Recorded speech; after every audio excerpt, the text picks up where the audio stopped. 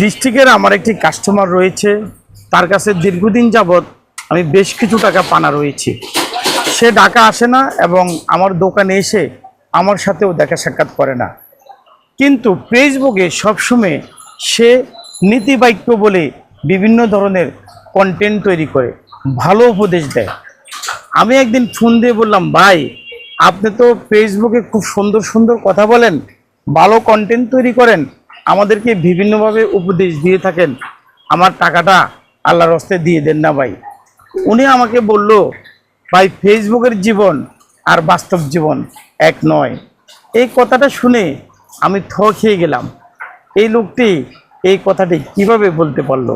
দেখেন, এই খাতাটার ভিতরেই আজকে প্রায় 6 বছর তার কাছে আমি অনেকগুলো টাকা পাওনা রয়েছি। তাহলে এই ধরনের লোক যারা সমাজে ভালো সাজে কিন্তু ব্যক্তিগত জীবনে তারা মানুষকে কষ্টের মধ্যে রাখে, তাদের এই পরামর্শগুলো আমরা কি গ্রহণ করতে পারি?